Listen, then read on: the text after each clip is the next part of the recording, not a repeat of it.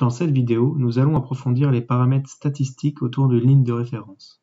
Allons dans l'onglet Analyse, où nous retrouvons une ligne de référence préexistante et son CUSUM.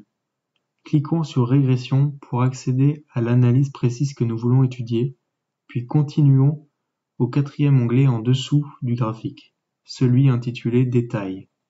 On y retrouve une série de valeurs qui ont à voir avec la qualité des statistiques. Je voudrais m'attarder sur quelques-unes d'entre elles.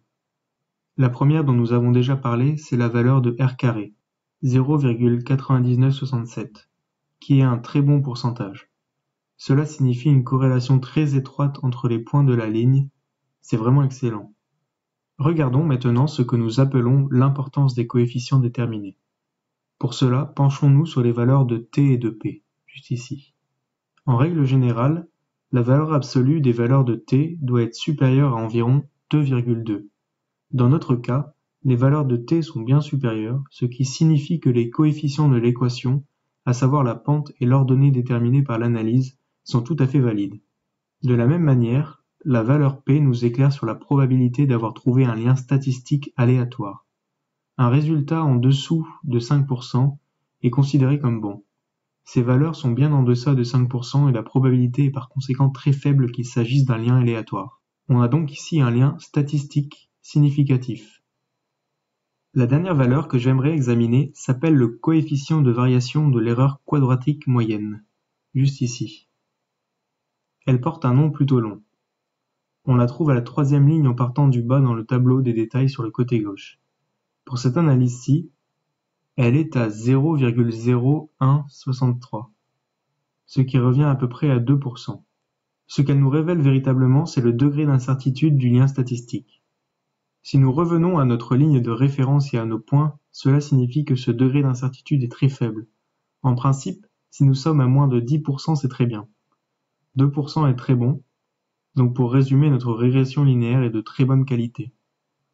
Avant de poursuivre, j'aimerais un peu nettoyer mon analyse en étiquetant correctement chacune de ces analyses. Ma première analyse était un CUSUM global. Par un clic droit sur le titre, je change son nom, disons global.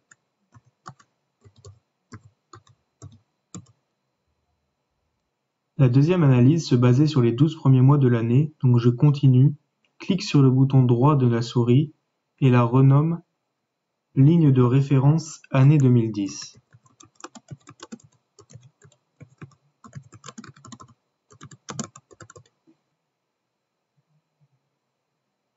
Il vaut toujours mieux sauvegarder vos fichiers. Je sauvegarde donc le mien ici, puis reviens à Analyse, prêt à passer à la phase suivante. À ce stade, nous pourrions procéder à une série d'autres comparaisons à partir de cet ensemble de données. Si nous considérons la barre des options ici en haut, nous constatons que nous avons ici un diagramme de contrôle, un graphique de mesure et vérification, ainsi que l'analyse d'une année de référence. Un diagramme de contrôle est généralement utilisé pour examiner la variation de performance d'une valeur ciblée. Ce n'est pas le but ici, donc je n'aurai pas recours au diagramme de contrôle, mais il est utile dans de nombreuses situations et je vous recommande d'approfondir ce point. Le tableau suivant, sur lequel je voudrais m'arrêter ici, peut en fait donner des résultats assez significatifs dans notre contexte, et il s'agit du graphique MNV.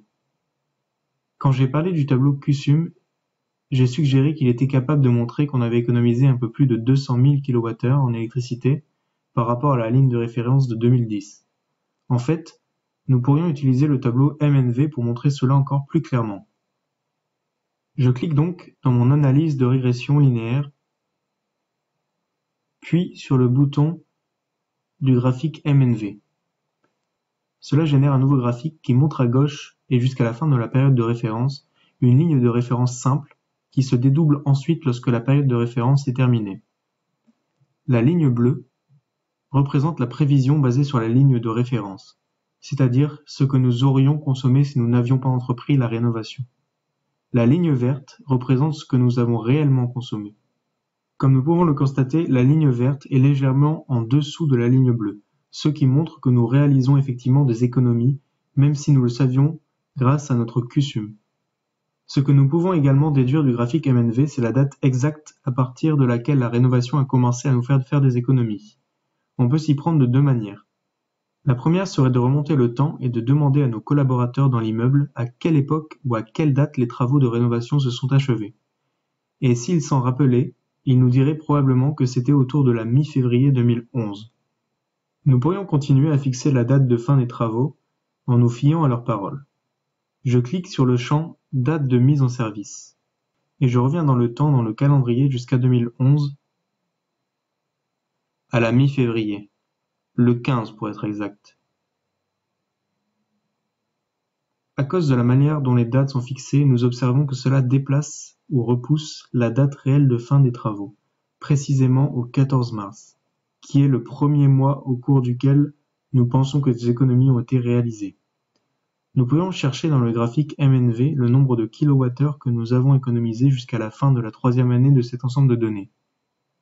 Et la réponse à cette question serait 200 000, qui apparaissent comme des économies nettes au 13 avril 2013.